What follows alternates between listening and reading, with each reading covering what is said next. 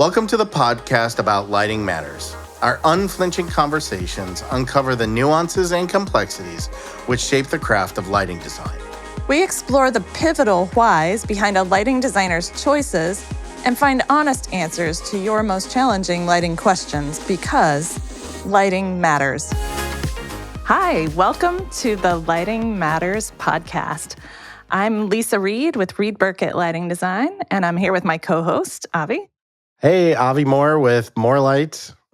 And we have a great guest with us today, Rachel Fitzgerald from Stantec. Thank you for joining us. Thank you for having me. I'm excited to be here and to get to chat with you both and kick off the new year here. Yes. Yeah, it's New Year 2025. Very exciting. All new things happening.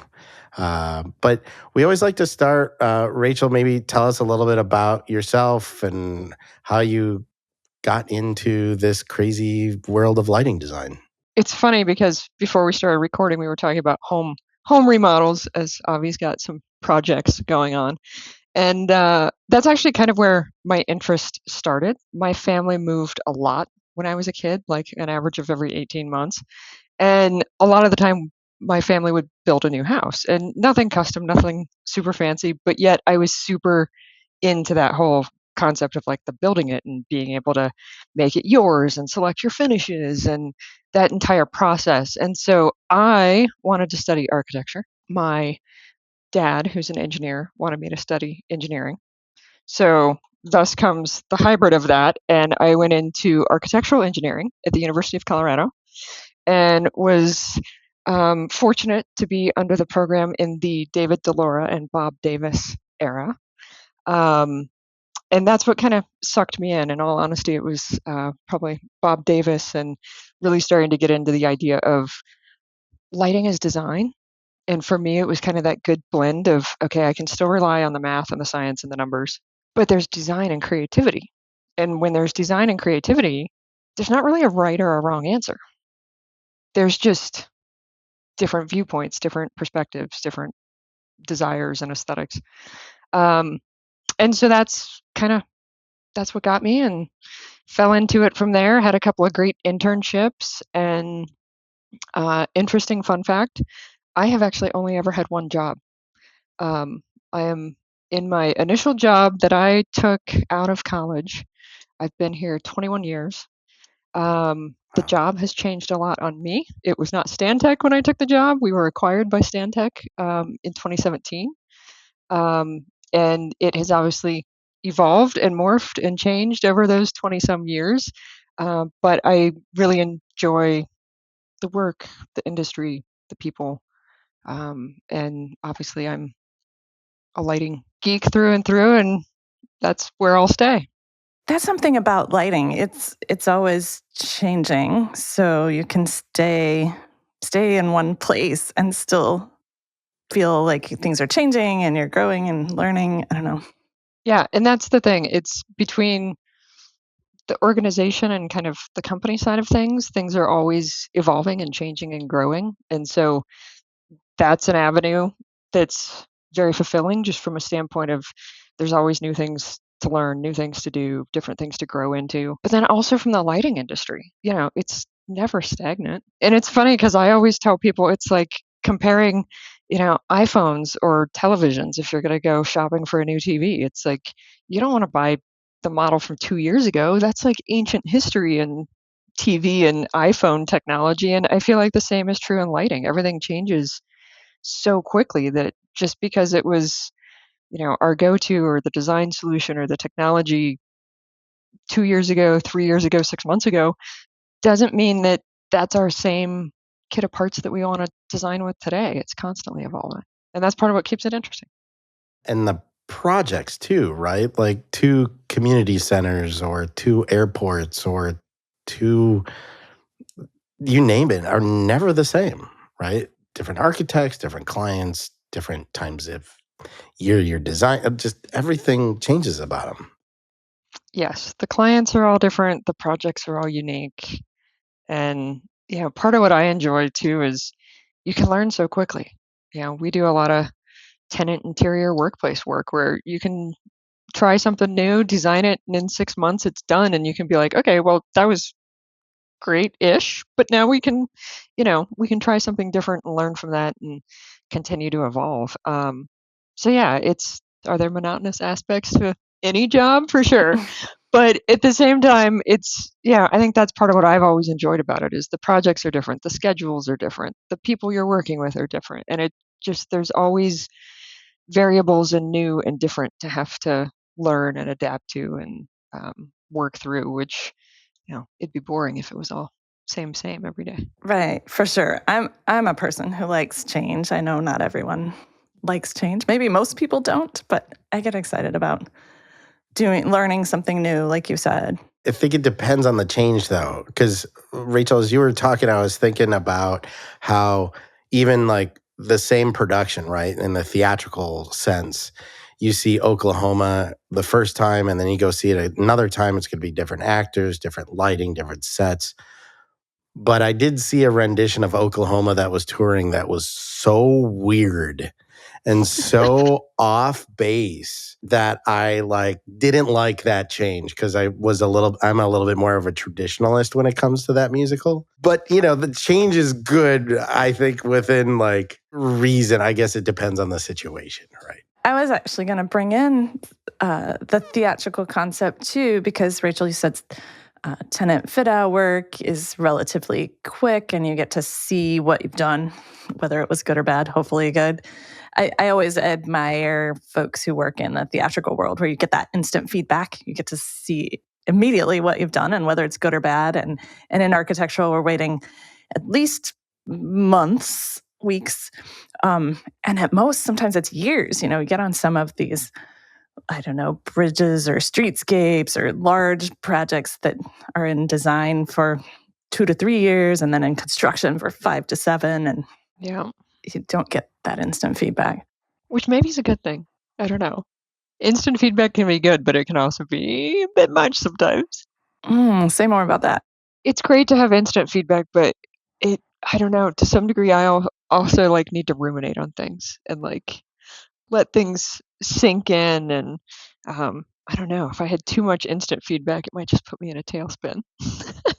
Yeah, I can see that. You need that time for it to bake in sometimes. Yeah. I feel like even when you're really pushing the envelope too, it's like, yeah, I got to sleep on that one for a day or two. Yes. Very much so. And maybe sometimes some of those emails you have to send, you got to write it and then put it to the side. Let that marinate a bit too before we've all had a few of those. It's always good to have somebody else read those, isn't it? Yes. Or I've also been using the go-to AI chatbot these days of putting in my opinion and then being like, can you make this sound nice and put a positive spin on it, please? I've definitely done that. And you have to say please. I've really found that. You really have to be nice to the AI chatbot. I don't know why. Maybe it's just completely ingrained in me. But yes, I'm very much a please and thank you to my chatbot. You need to. It'll do better for you. Man, I was a little embarrassed the time that the chatbot said something to me good luck on your presentation or whatever it was that I was like, oh, that made me feel good. And then I was like, wait a minute, what the heck? Validation from a computer.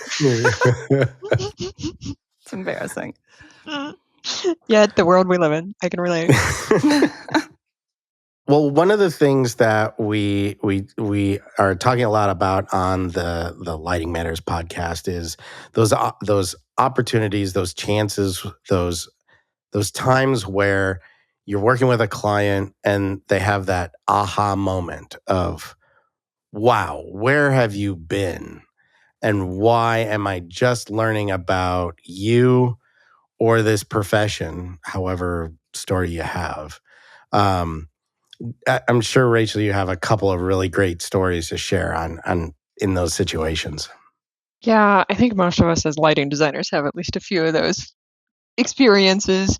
The first one that comes to mind when you ask that question is I had a relatively small tenant finish project probably a decade ago and worked really closely with the interior design team and they had a lot of trust in us as lighting designers, and that we knew what we were doing as far as designing to a budget and being aware that this was, a fairly modest project. And I think we did a pretty good design on it from a standpoint of adding visual interest and having some nice aesthetics, yet being really budget aware. Yet the contractor gets the pricing back and they're like, "Oh, this lighting package is, six figures and like way too high, and we're gonna sub it all with a VE package." And thankfully the interior design principal was a good advocate of our lighting design team and immediately said, "Nope," called us into the table, and we were like, "No, here's all the unit pricing. We're very cautious with how we designed this project. Here's the unit pricing we pulled together." And essentially the budget that we added up should have been a third of what the contractor had. And we provided all that information, passed it all on, and the contractor's jaw just dropped. They were like, that's not what we were told, and we're going to go do some research. And they came back and they were more or less like, "You're right." And we were kind of trying to pull something over and getting a fishy story in the background.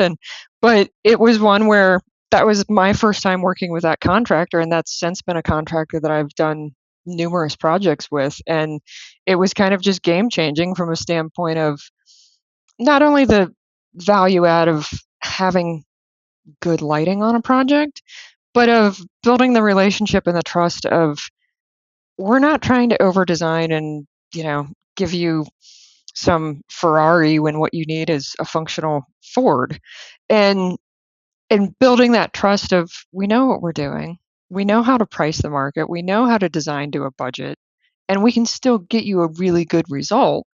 And the interesting part to me about all this was that was a relationship with a contractor from a standpoint of, the client wasn't even involved in half of what was going on and knew all the detail of that. But at the end of the day, the client was thrilled, had a great job that looked like a much higher budget project than it was.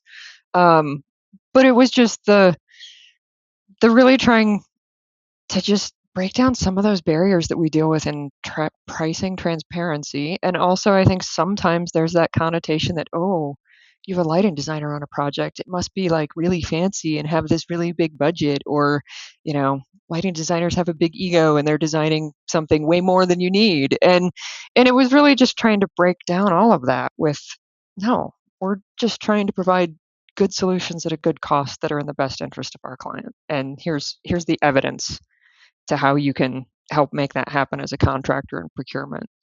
It's fascinating that it didn't become combative with the contractor, that they actually came back to you and said, "Okay, you're right. Those prices are right." I know. When do we hear that? Right. I'd say it was a general contractor in our local market that was kind of stepping into the larger, higher end Class A type work, to where they didn't have necessarily really solid relationships with their subs. And they were valuing their clients from a standpoint of, they wanted to do a great job on the project, and they were listening to some of the experts, being, our interior design team and things that have done this in the industry and the market for decades. And so they really came with open ears from a standpoint of willing to look at the information and willing to question things and push back on their sub and get to the answers. Whereas that's definitely not what we always see. Well, I find it so interesting that your favorite story is aligned with budget transparency, because it is amazing in all the episodes that Lisa and I have recorded in the last 6 months, is that it just is a constant element that comes up in conversation. And I don't think anyone said it as well as you have, Rachel, which is, we're advocates for design. And in the end, we're just trying to get the client what they want. You said it better than I did.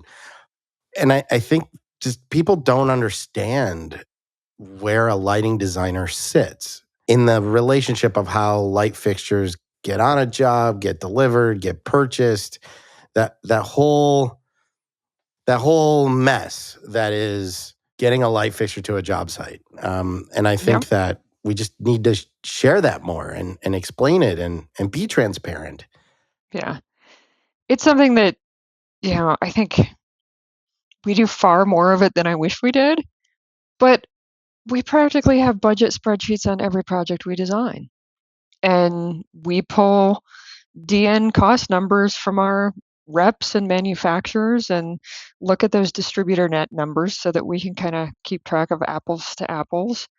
Um, but I feel like, for better or worse, it's part of our job so that we can make sure that we're doing the best we can to try and be true to our client and what their needs are and fight for that transparency. Sometimes it goes really well in terms of sometimes we're able to pull that data together and come to the table and have a really productive conversation with contractors of here's the unit prices, and yeah, you can give me an alternate package, but why am I now going to pay 250 for a downlight when I have one that's spec'd for 195? Why? Where's the advantage in that to my client to buy a higher priced item just because now you've put a package on it? So we have a lot of those conversations. And at the end of the day, what I advocate for and what I try and, talk with my team about is our job is to the client at the end of the day. And whatever the best product is at the best price to meet their needs. And it shouldn't be that hard, but it is. But it is. It's messy and it's complicated and it's political and all these other things. But that's kind of been the approach I've taken my whole career is, yeah, if I have to pull the numbers together to be able to substantiate both to the client that, hey, I feel like I did my job. I designed to a budget and judiciously and with your best interest in mind. And, yeah, there's times where we accept packages and alternates but we also then advocate for where's the money back? How much money is going back to the client? And, Right. Full we don't just value. say, okay, you gave us a VU package, we'll accept it. And end of story. We still poke and prod and have those questions of we still want to see the line item pricing. We want to see what's the total value saved and how's that getting returned back to the client. And it's a lot more time. It's a lot more work. But I do think out of that, we've had, a good number of clients who really appreciate it and they're happy with what they get at the end of the day. And in some of those cases, they're repeat clients that come back to us because they know that we're not just designing for the sake of design. We're truly trying to keep their best interest in mind. And that's not always the case in the construction industry at large. Right. That's the value of them hiring a lighting designer, paying for a lighting designer is that we are advocating for them. That's part of our value. I was just thinking about 20 years ago, a lot of the advocacy was just to have a lighting designer on the project at all. So now we're making progress. We're on Slowly more of but the surely. jobs. And now we're just advocating for pricing transparency and advocating for our clients. I mean, we'll always do that in some way. Yeah. Well, and it's interesting. I was talking with, a peer locally here in my market the other day and just reflecting back on how much just within my region the lighting industry has changed over the course of my career. When I started, there were a handful of us in DLF back in the day, Designers Lighting Forum, and there were a handful of us, and most of them were people sitting in an engineer's office doing lighting as an engineer. And it's just amazing to have seen how much the industry has changed. We used to have regional events with 10, 15 people. And now I go to these regional events with 60, 80 people, and I walk in and I don't even know who half the people are. Whereas I feel like I used to know everybody in, this small little industry regionally in my area. But it's an awesome thing. And I'm very much that believer of like the rising tides lifts all boats. And I think a victory for any of us is a victory for all of us from a standpoint of to see us growing, to see, there was just a comment the other day that there's another firm now here in my regional market, and somebody was like, "Oh, more competition." And I'm like, "No, this is a really awesome thing because it's a growth of our industry and there's more competition because there's more projects to be had, there's more work to be had. We're getting more recognition, we're growing as an industry." And like that's awesome. Yeah, does it maybe mean there's more competition on projects? Sure, but we'll probably all get our fair share. And overall, everything's growing, and that's an awesome, exciting thing for our industry.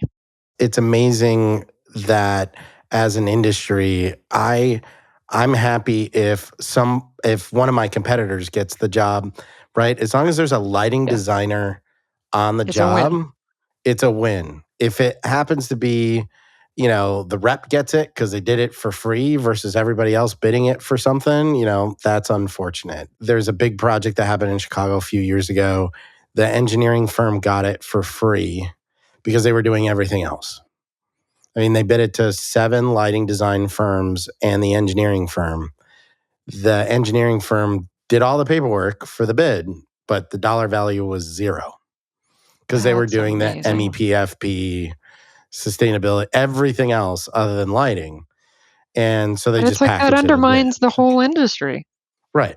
Exactly. And So it we're not worth was, anything.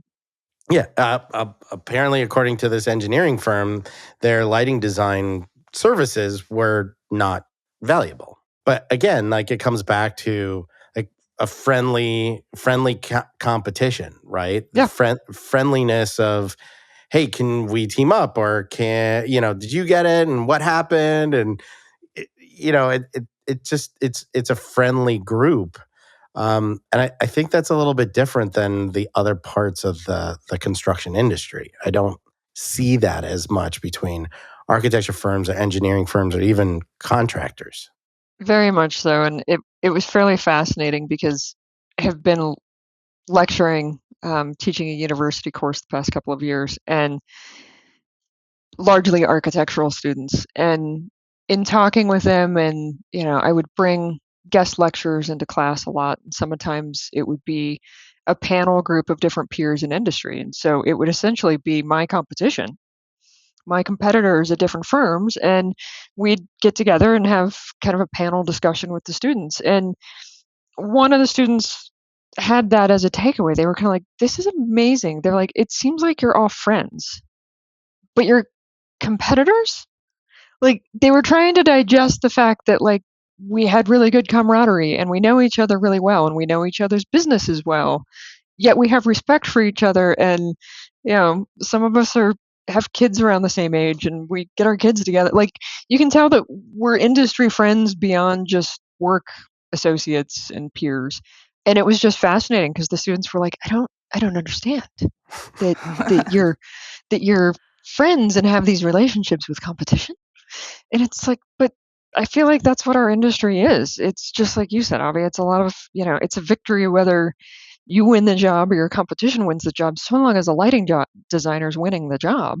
And it's just interesting because I don't think that's typical for most industries. And I don't know if it's just the time and place of where we are in growth as an industry and if that'll change. Part of me hopes it doesn't change because I think it's a great thing, but it's probably just part of that growth cycle of where we are. Right. We're still early enough in the profession. Yeah, Yeah, hopefully we keep it. I agree. It's one of my favorite things about the profession is all of you, it all the is. people. That's one of the best parts of it from my standpoint, and it's actually interesting. Speaking of students, just hired a new grad who actually started yesterday, and that was one of the things he said was what really drew him to the lighting industry was the sense of community around it. He's got an architectural degree and a lighting certificate, and he could have gone to do architecture or something else. And but he was like, it's the community piece of everybody kind of knows everybody and supports everybody, and that there's all kinds of opportunity. And it was just again interesting to see someone just starting out and just moving on from college, but they can acknowledge that there's that sense of community within our industry that is unique. I also don't want to get too far without talking about this amazing podcast that you have going on, Rachel. I've fallen kind of in love with it. I've shared it with my wife, and she doesn't listen to podcasts, but she started listening to yours because I started telling her stories about some of the things you all have been talking about. And and you started the podcast around the same time that we did, And, I thought it'd be, great to kind of hear a little bit about why and where you're taking that. And I just have to pipe in too, because I don't listen to podcasts either. And I and I love you the do a Whelmed. podcast. I love the Whelmed podcast. So Well, I appreciate that. Love that feedback. I kind of have to agree. I'm right there. I'm usually not a podcast listener, but it's been a really fun journey. Catherine and I started the Whelmed podcast. Yeah, same. Like I think we launched practically the same week you guys did, and find it kind of fascinating just because at first it was like, oh no, two sets of people from lighting are doing these new podcasts, and it's like, but we're so different yet kind of complementary in terms of it's not like we're competing in the same space. And I think it's kind of just like we were talking about with community, there's space for everybody. But it's been a really fun journey, and it's been interesting because I have to say I'm typically more of, a reserved person from a standpoint of I don't necessarily like to share a lot of my personal things out there in the world. And it's funny because that's like the complete opposite of what this podcast has been. Just it's really been about kind of work-life balance and all that being a professional brings with it, from a standpoint of most everyone we're talking to is somehow lighting industry related because those are the professions and the people that we know. But it's not about lighting, it's about people. And how do we manage the day to day? And it all kind of just started from Catherine and I are good friends. We actually used to work together. We're both parents with kids that are about the same age, and we would find ourselves constantly sending, Instagram memes back and forth to each other at like midnight of, different things. And we were both like, oh my God, this is so relatable. And then we were kind of like, we can't be the only people having these meme conversations, but that then really lead to deeper conversations about, the balancing the stress of work and being able to turn it off and go home and be present with your partner and with your family, and how do you create space for yourself and fuel your fire so that you have energy to go back and do it again the next day. And the more we started talking about it, it was just like more people need to talk about these things because we all have those struggles, whether you're man, woman, parent, not a parent, taking care of elderly, aging parents.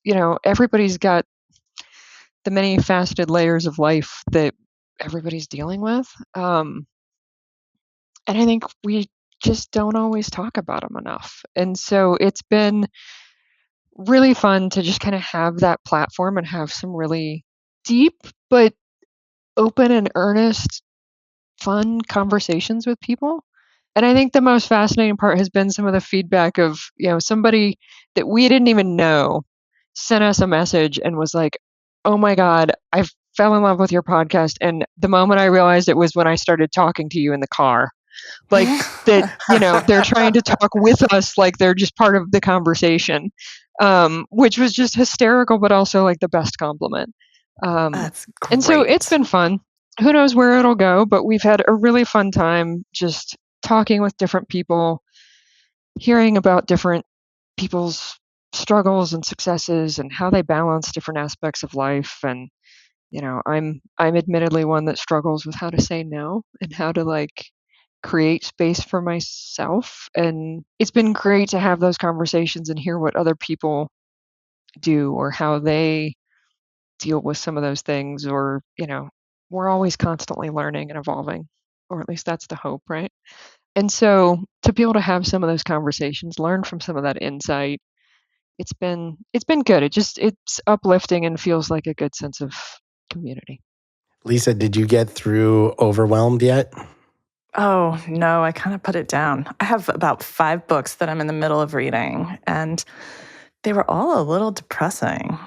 So I got to find a good, happy book. Oh, man. I got a book of poetry sitting here. That's like what I went to.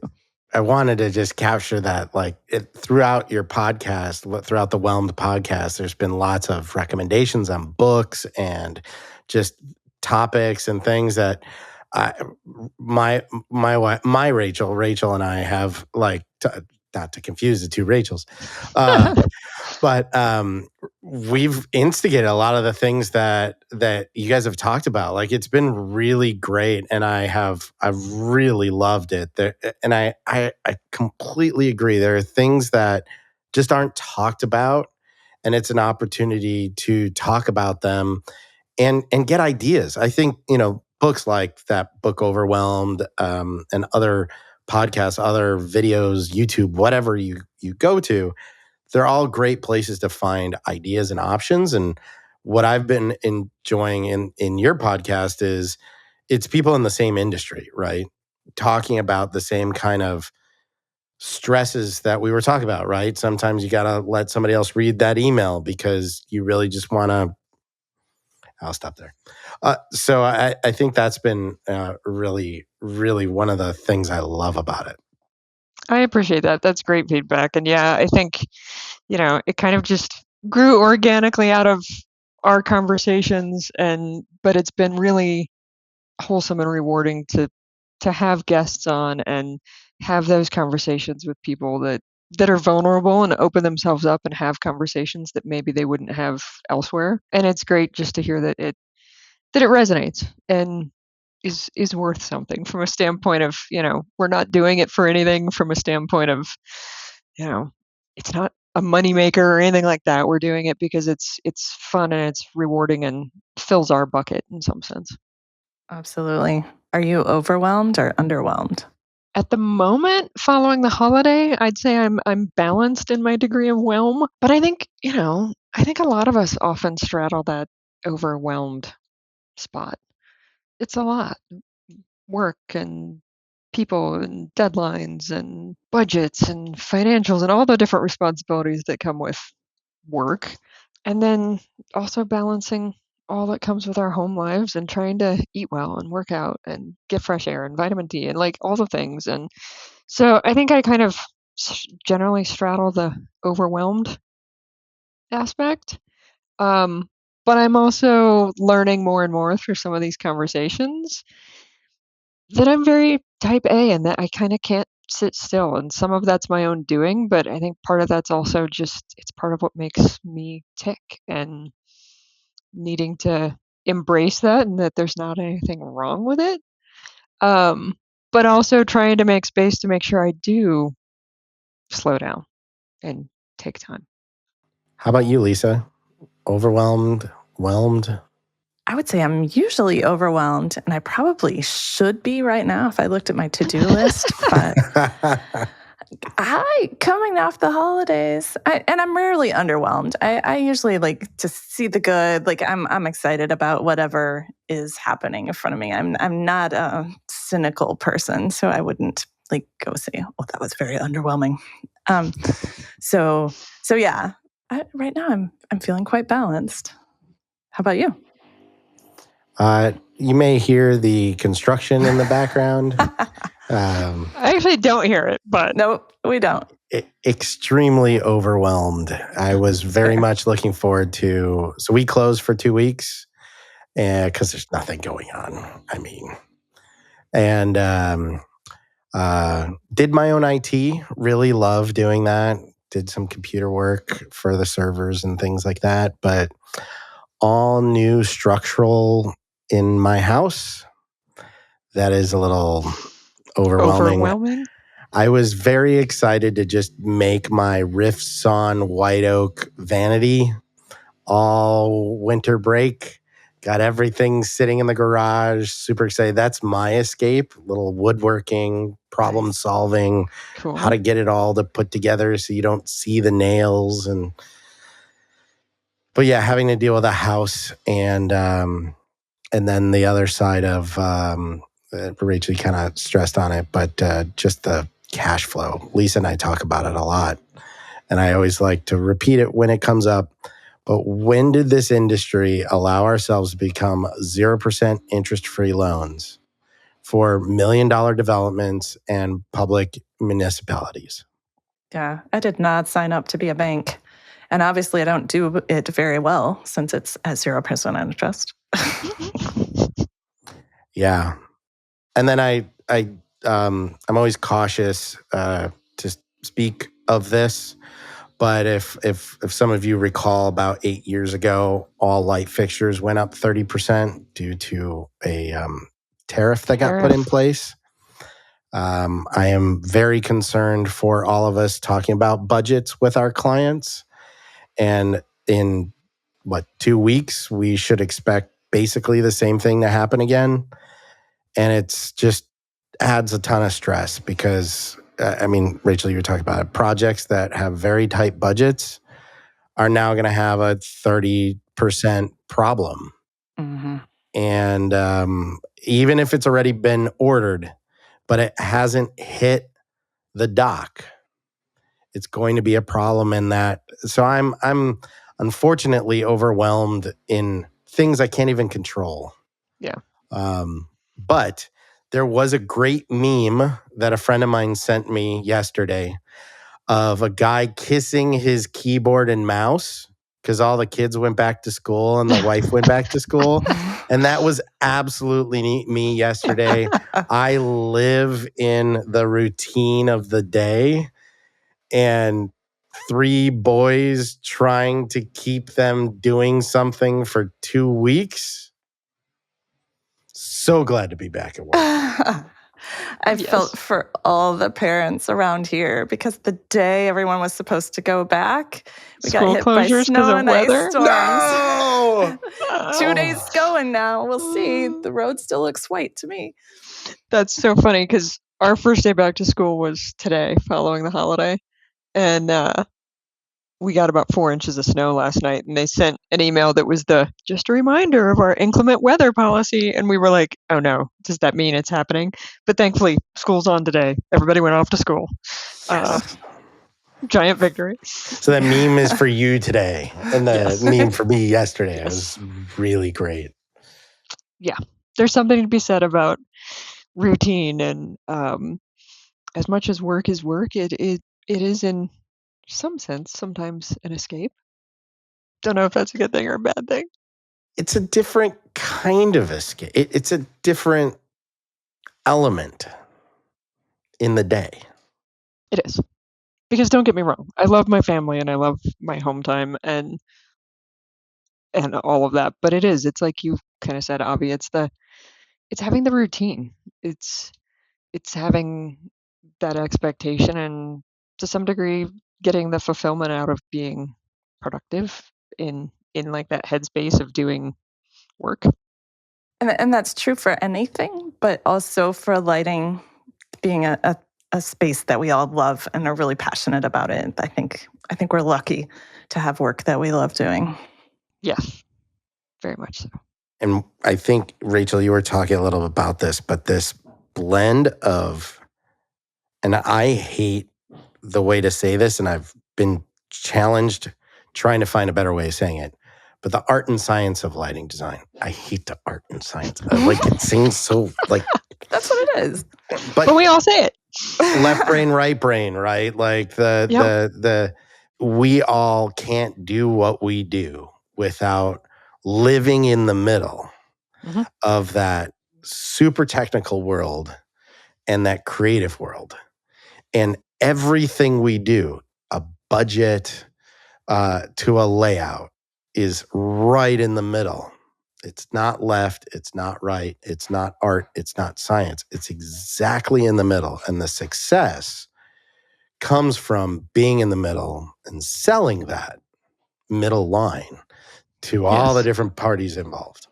So how else would you say it if it's not art and science? It has been a 15-year struggle that I have yet to resolve. It really, because I don't know, it just, because everybody says it that way, it just kind of, it's like, oh, we're going to go do Hanukkah. My wife says all the time, drives me nuts. Like, no, we're going to go light the Hanukkah candles. It's the same thing. It's like, it's just a weird, like, 2 words together that just trigger something. It's like red and green for me are always Christmas, and I can't stand it because I have a Hanukkah. But I don't know the other way to say it. You know, I like the idea of like living in the middle, but in the middle of what? No, I think that's a great way to explain it. I like that explanation. So it's funny. I just had to throw it into my little AI chat thing because I had it open in the background. Perfect. And it says the convergence of aesthetics and engineering, artistry meeting precision, a harmonious balance of creativity and technical expertise. Ooh, I like good. that one. that's a good The one. fusion of artistic expression and scientific principles, or the interplay of form and function. Interplay. Hmm. I think it's like whelmed. It needs a It word. Right. It needs a marketing team to spend a whole bunch of money and come up with the word. Yep. I don't disagree. But yeah, I say that phrase a lot just because it's just like you said, we have to live in that middle and we have to tap into both sides. And I think for those of us in industry that do that, it's like our happy place. But it's interesting to think about it from a context of that's not a lot of people's jobs. A lot of people's jobs are very much left brain or right brain, but not like this really interwoven middle. Well, and you think about it, obviously, I've been focusing a lot on building the More Lights brand after the previous brand. And we've been talking a lot about like who the audience is for our services. And you think about the architecture firms, the development firms, the ownership firms, right? They're very much people that are creatives. And then there are the project managers and the technical people. I mean, one of the firms I like to talk a lot about that we're working on an airport with, like the leading person is the creative. And the husband who's in the firm is the technical, right? And that's the chart, right? Creative, technical. Well, the creative's on top, technical. And then everybody kind of finds their place under those two things. But you look at, I'm sure inside of Stantec and the HOKs, right? The big firms, right? You have design principles and technical principles. We are a unique animal that it is this creative and technical that has to blend, and it's doesn't really exist in any other part of the construction industry per se. I guess you could have arguments for other parts of it. Yeah, I think there's probably arguments that could be made for it, but I do think it's a unique place that we find ourselves navigating the middle.